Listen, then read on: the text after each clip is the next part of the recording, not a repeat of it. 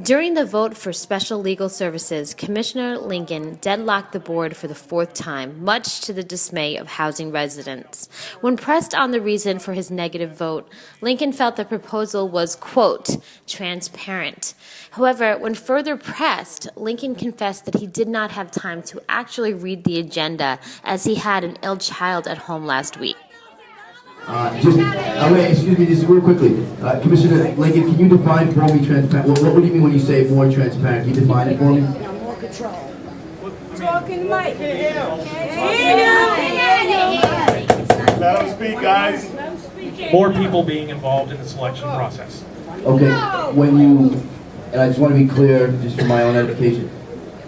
So if right now, at this moment, we showed you, you all got the proposals, right? Everybody got the proposals? Okay. Did you get a chance to review them? Probably You did not review them? Probably not. I've had a sick kid this week. Emotions ran high during the public portion where Commissioner Mello and Lincoln took quite a lashing as they were accused of, quote, dirty politics and abusing their power. Residents are adamant for a new updated public housing, aka 2020 vision, to come to fruition and plan on taking city council next week. In addition, they demand the support of Mayor Zimmer with their marching slogan, "We can, we will, and watch us." I need your support. We're going to take our city back. Let's put our energy into taking the city back and don't keep telling them we're not playing politics. Let's show them we can, we will, watch us. Let's show them we're taking our city back. Good night. I'll see y'all Wednesday.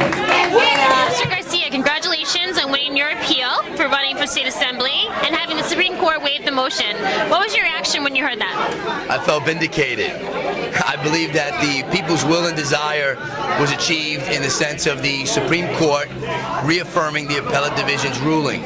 So for me, I mean, all along I've been saying that with the residents' love, prayers, and support who believe in what I believed in my constitutional right, and understanding that I've done my due diligence to, quite frankly, get the legal opinions and the understanding of the law in its modernization form, being able to expand and not restrict or limit those servant leaders like myself to run for elective partisan office.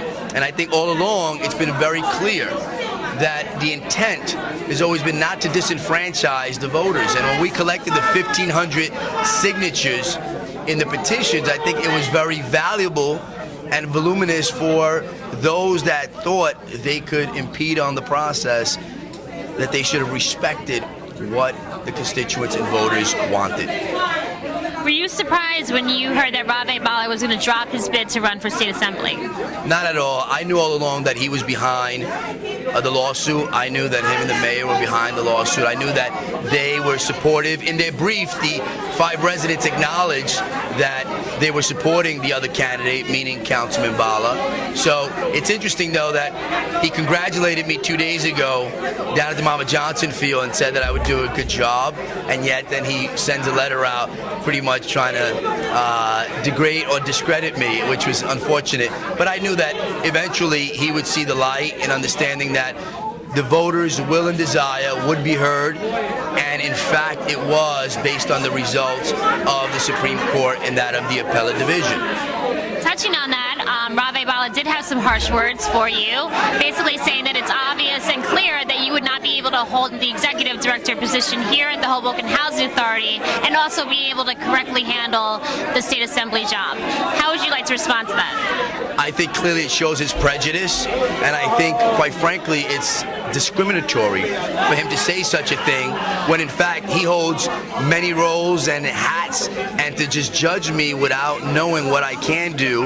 And I've made it very clear that I would step down from the Board of Education as well as from any other position that would prevent me from having more time to do the jobs that are required. I would not commit nor seek that opportunity if I didn't feel that it was going to benefit my residents and taxpayers and constituents of the 33rd District. And I know that as someone who's mastered the art and science of time management, that I can do the job. And I think it is a prejudice and bias for him to make such a statement and use harsh words to denounce whether or not I can do the job. I just want to segue a little bit over to the state assembly bid, and that that we recently found out you withdraw your bid. Can you tell us a little bit about why you made that decision? Sure. There was a challenge to the eligibility of Director Garcia, and that challenge ultimately did not succeed. I did not think it was a prudent use of my resources to continue with my candidacy, and I'll be supporting Mayor Zimmer and her council slate in the fall elections. As far as the lawsuit against Carmelo Garcia, there were some rumors flying around that you were somewhat behind it. Can you clarify that rumor for us? I really can't speak to that. If you want to know who's behind that lawsuit, so to speak, you should talk to the plaintiffs or their attorney. They were represented by counsel. Okay. And as far as the state assembly bid goes, who you will be supporting again? Can you tell us a little bit about who you're supporting and what their platform is? I have not committed to anyone in terms of who I'd be supporting in the state assembly bid. Whoever does win, I wish all the success in the world, and I hope they do a stellar job in representing the residents of the 33rd District. Mr. Bhalla, one last question for you. You had some harsh words about Carmelo Garcia being able to handle both this position as the Hoboken Housing Authority Executive Director and having a seat on the State Assembly. And why do you feel that way? It's nothing personal against Director Garcia. He's a very pleasant individual to deal with on a personal and professional basis. There's just a law, actually two laws, that create restrictions to prevent conflicts of interest. That's my understanding of what the lawsuit was based upon. So to the extent that there's a dispute over his candidacy, that was based upon differing opinions as to the application of the law to his candidacy.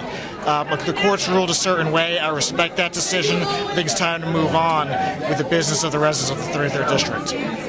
Mr. Bhalla, thank you so much for your time. I'm surprised to see Rhvavi Bhalla here today.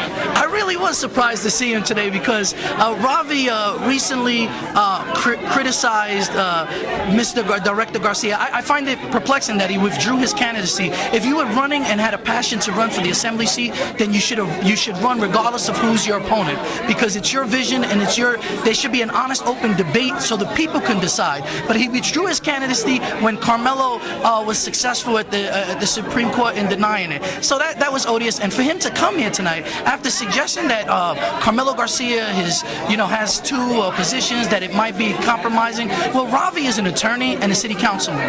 And being an attorney, there's a great deal of responsibilities, as I'm an attorney, that you have to share on behalf of your clients. Well, he sits on the city council and he sits on other boards.